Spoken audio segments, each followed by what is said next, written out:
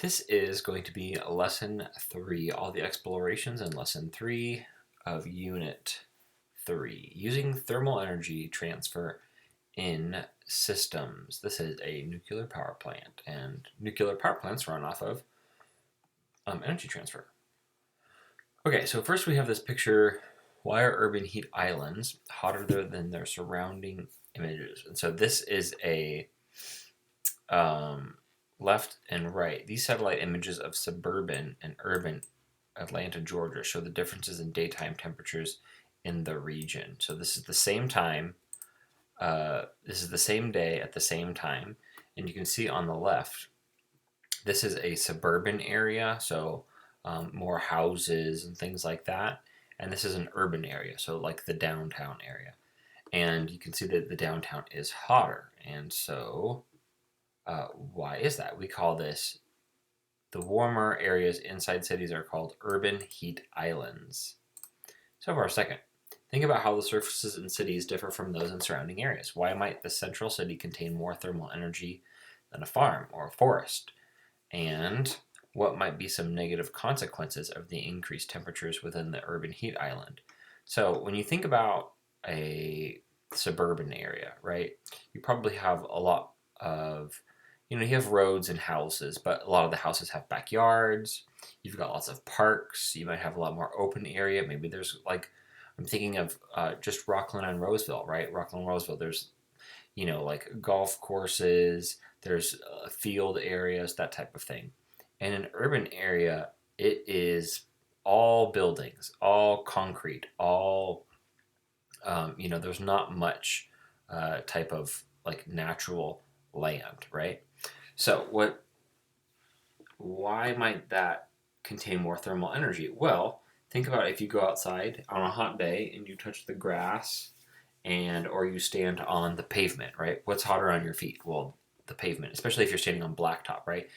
The concrete and the pavement, they absorb more heat, and so they're able to hold that heat in better, and it makes the whole area hotter. And some negative consequences of the increased temperatures could be, lots of things. And any negative consequences of warmer weather. There's more health concerns, it takes longer to cool off, people have to run their air conditioning more, so it uses more energy, all sorts of things like that. Okay, so exploration 1 focuses on modeling the flow of thermal energy through systems. This talks about this radiometer right here. And so a radiometer is it's almost like a light bulb, right? And it has this spindle. This is a little spindle up here that this sits on top of freely. This little spinny thing is just floating on top. It's just set right on top. And there is no air in here. Usually these are a vacuum, so they suck all the air out, just like a light bulb. And what happens is, this says, what is the energy input to the radiometer system? What forms of energy are present in the system as a result? So really the only thing that's going in or out of this is light, right? And so what happens is, it says that right here, is a device that responds to light. So what you see with these radiometers is these things will spin around on the inside. And the reason that they will spin is because one side of these little metal plates in here, this side is white, and this one on the other side is also white. Those sides will be cooler, and the black sides will be, it's black on this side, and the other side of this one is also black. And so actually, sorry, these aren't vacuums, because that wouldn't work. They actually do have, they're filled with gas. So this is gas particles near the black sides. So the gas in here, right, what you have is, let's say that you have, let's say that this is the, you're looking at it from the side. Let's say you're looking at it from over here. And let's say that this is the white side and this is the black side of the thing. Now, the black side will absorb more heat than the white side. Darker colors absorb more energy.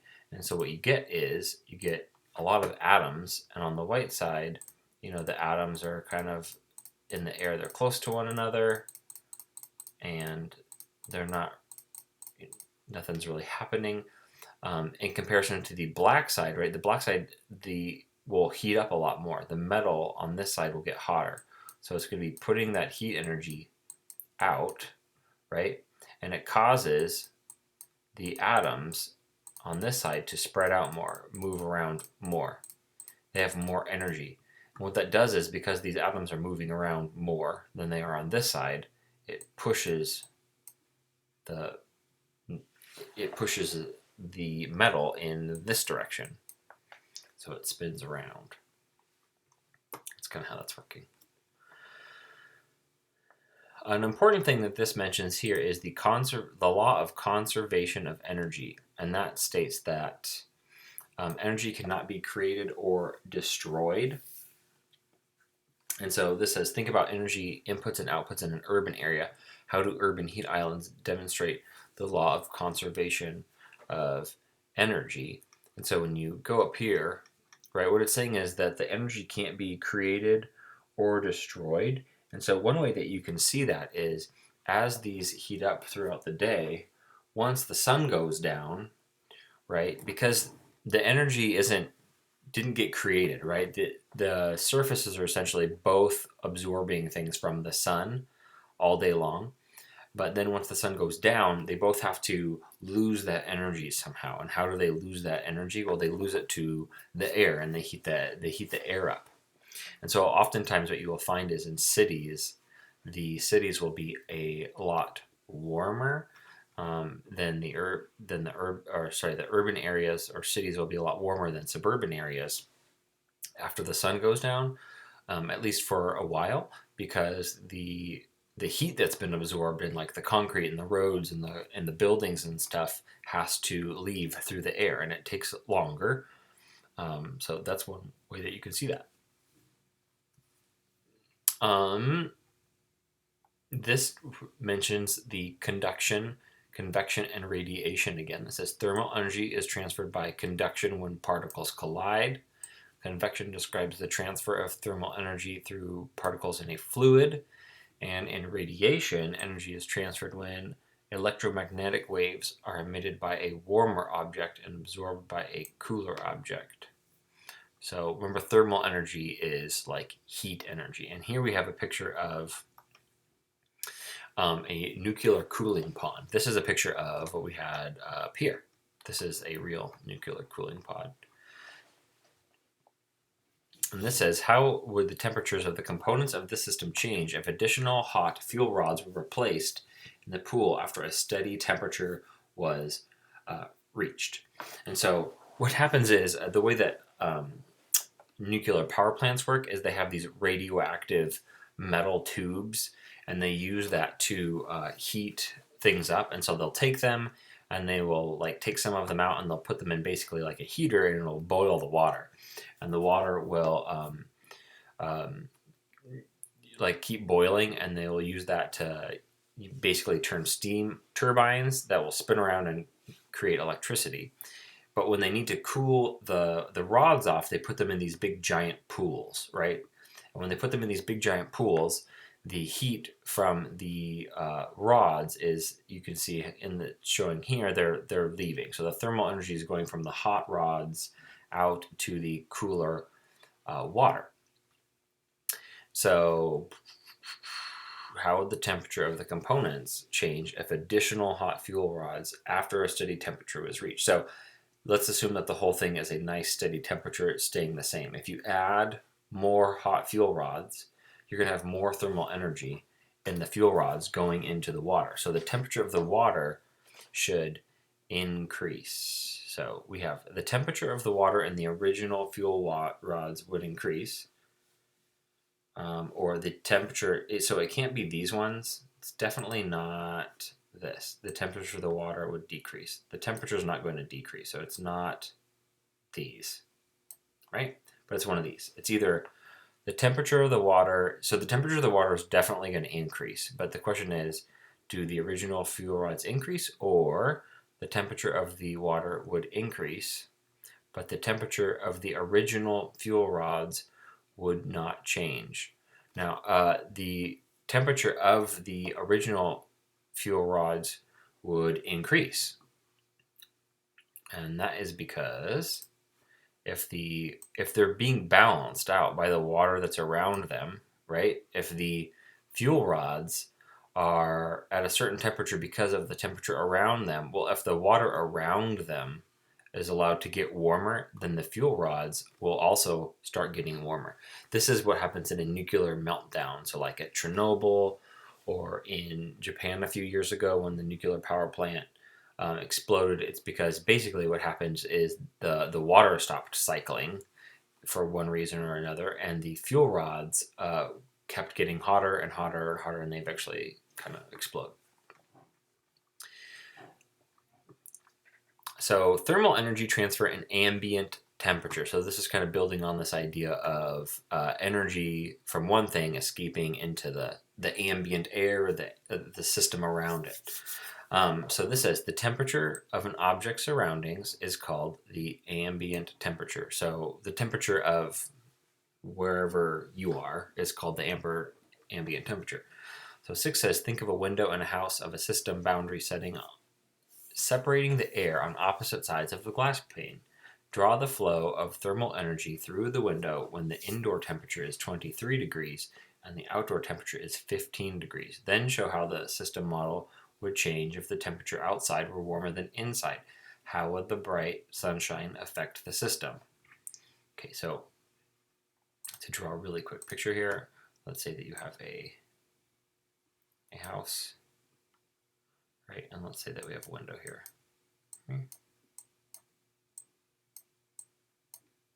Okay, so if it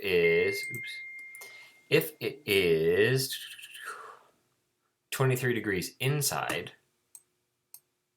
and it's 15 degrees outside, the heat is going to go from the inside out the window. Okay? Now, because it always goes to from the more energy to less energy. If you have a building and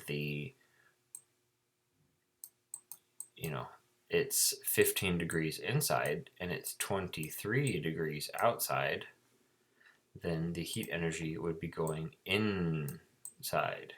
So this is why, actually, this is a good example as to why, like in the summertime, if you close your windows and things like that, because there's less light energy coming in, and light, all that light has energy. If you close your windows, it'll keep your rooms and your houses cooler. That doesn't matter so much in the winter because the light, your house really isn't losing heat because the light energy from your house is escaping. There's not that much energy in the light from your house. It's mostly just because the hot, warm air inside your house is leaking out through the insulation in your walls or the windows or things like that. Solar heaters. Sometimes hot water produced by a solar water heater is not warm enough to meet the needs of the occupants of a building. A traditional water heater inside the building supplies additional thermal energy to the solar warmed water. How can this method still reduce the overall amount of natural gas or electrical energy that a building uses? So here we have these solar heaters, and basically what this is you got sunlight, comes down, hits these little solar panels, and it heats up the water in these tanks. Now, the water in these tanks can only get so hot, right? And so there might be down inside the building, there might be an actual, you've seen these, you have them at your house. They're like water heaters, and they have like pipes going in and they have pipes coming out. And the cold air and then they basically just heat up water inside and then pump out hot water, and there's a fire inside at the bottom that heats all the water out.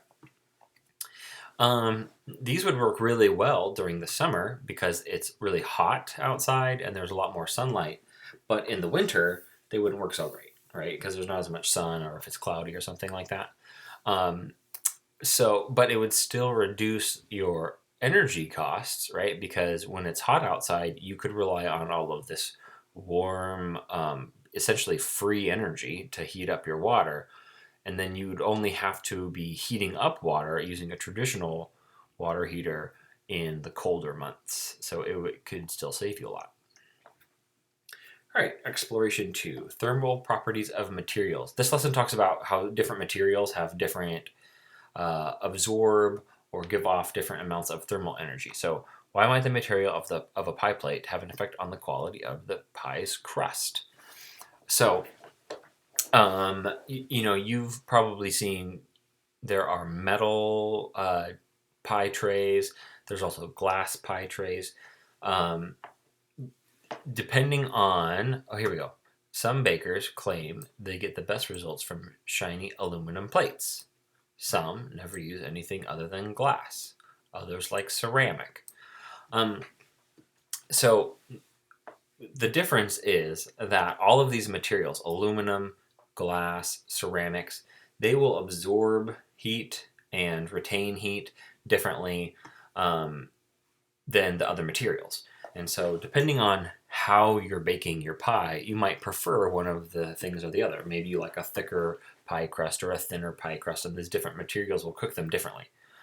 Another example is if you have, like at your house, if you have like stainless steel pots and pans versus like a cast iron, the big heavy black cast iron pans, you can see how those absorb heat differently. If you just put the two of them on a pan and turn the stove on and have your hand on top for a second, you'll notice that the stainless steel ones will heat up.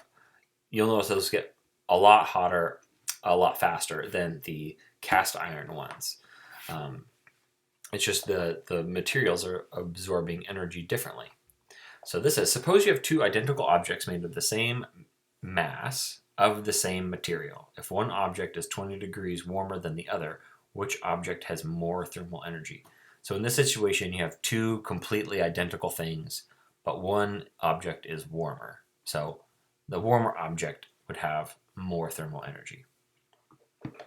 I'll type that in case you're following along. The warmer object has more therm.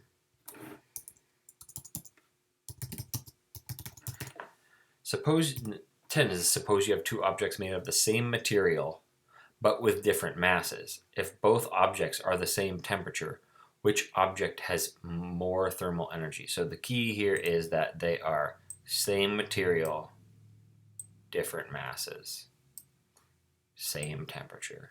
Which one has more thermal energy? This kind of goes back to that, like the cup of ice versus the iceberg thing. Because they are the same material and they're the same temperature, but they have different mass, then the object with more mass has more thermal energy. Think it's just composed, because it has more mass, it's composed of more atoms moving the same exact way in the same thing. So that's more energy if you separated it from everything around it. We're going to skip over this.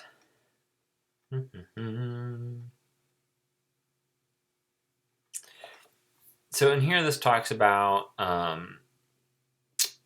some stuff about California and why it's a little bit foggy, and how water absorbs more thermal energy than soil or rock. And so it's kind of going into one of the reasons why it's foggy in the Bay Area like this all the time has to do with the energy that the bay absorbs, the water in the bay absorbs versus the land, and the moisture, and how that kind of contributes to there being condensation more regularly than, say, where we live, in more inland. And 12 says, different materials absorb and release thermal energies at different rates. How might you use this property to control the temperatures of components within a system? Well, one thing that you could do is you can use different materials to prevent things from heating up. Think of or cooling down, either way. Think of like the space shuttle, right? The space shuttle, if you ever looked at a picture of the space shuttle, right, it was like pretty flat. It was like kind of, ta-da, it had the wings and such. This is terrible drawing. But anyway, if you remember, you would see like the whole bottom half of it, the space shuttle, was a darker material, right? It was all like black on the bottom. and it was a special tiles. And these special tiles could absorb a crazy amount of thermal energy, and they also released it very, very slowly. So there's pictures. You can look up photos online of people literally holding pieces of this tile in their hand, and it's glowing red. It's thousands of degrees hot, and they're holding it in their hand, their bare hands. Now, how can they do that? Well, they can do that just because. I'll look that up real quick.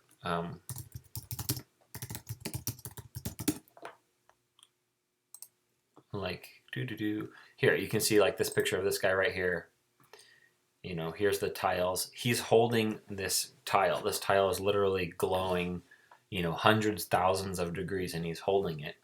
But he can hold it because this particular material, right, it takes a really long time to heat up, but it also takes an extremely long time to cool down. So the amount of energy that's actually going from the tile to his hand is not very much because the tile holds in a lot of that energy itself.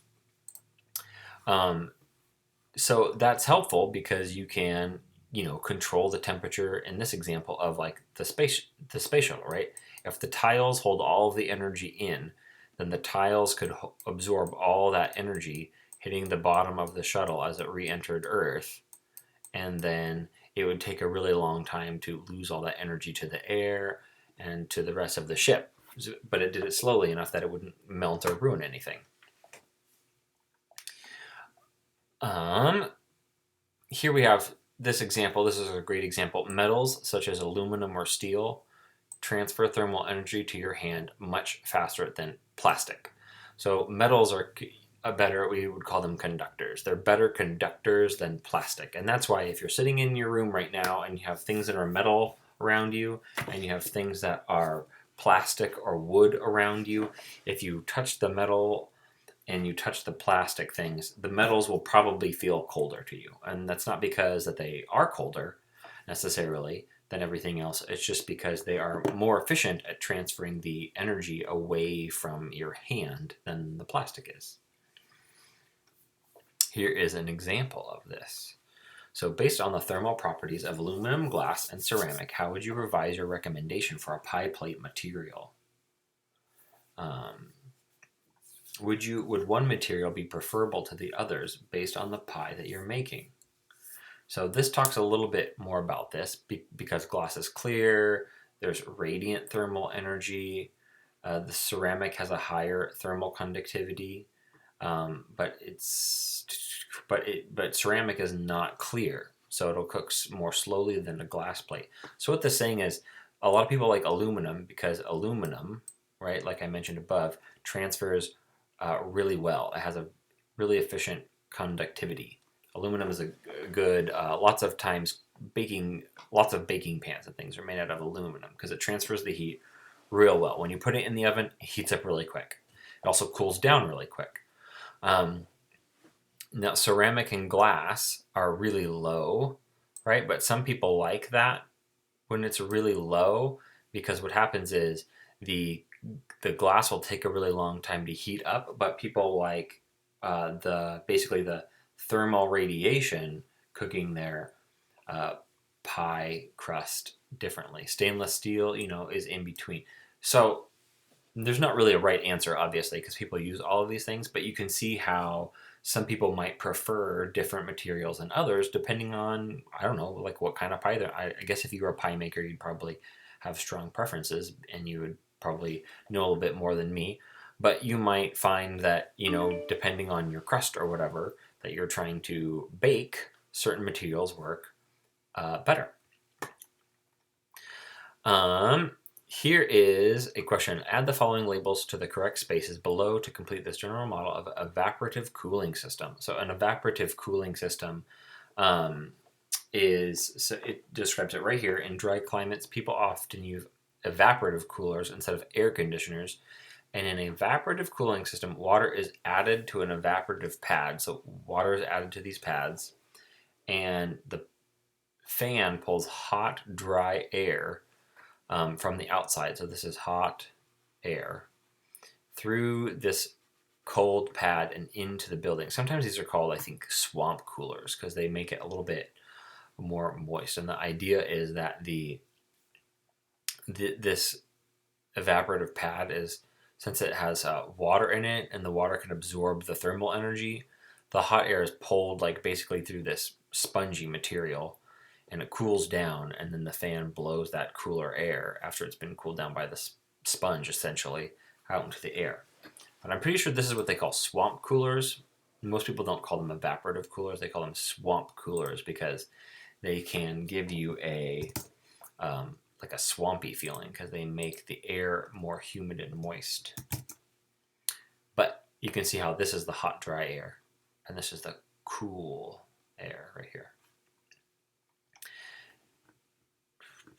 As plants grow, they release water vapor into the atmosphere around them. How might this be related to urban landscapes and surrounding areas? So what they're describing here is you got plants. I'm a tree. You have trees. Beautiful trees. And they are releasing water. Water vapor is being released into the air around them.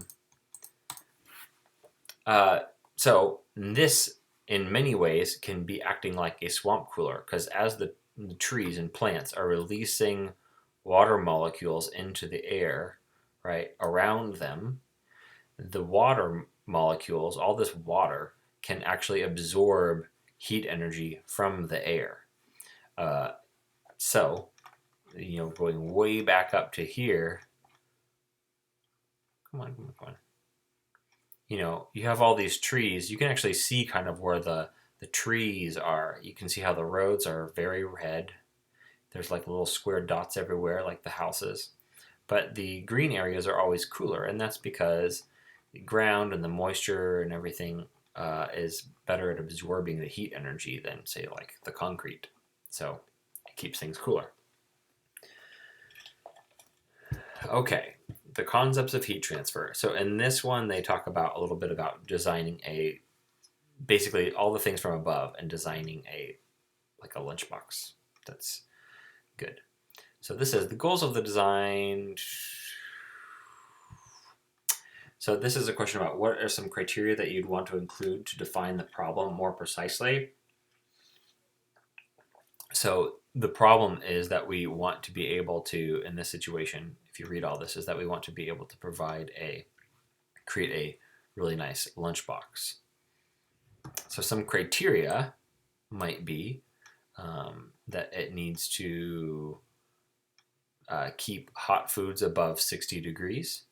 It needs to keep cold foods below 4 degrees Celsius, because this says up here, bacteria, it grows between 4 and 60. So you want hot things above 60 and you want cold things below 4 degrees Celsius. You would want it to be easy enough to carry around. You don't want it to weigh a whole bunch, stuff like that. Consider, these are mostly just things. I'm going to kind of skip through these because these are lots of just you thinking about things yourself.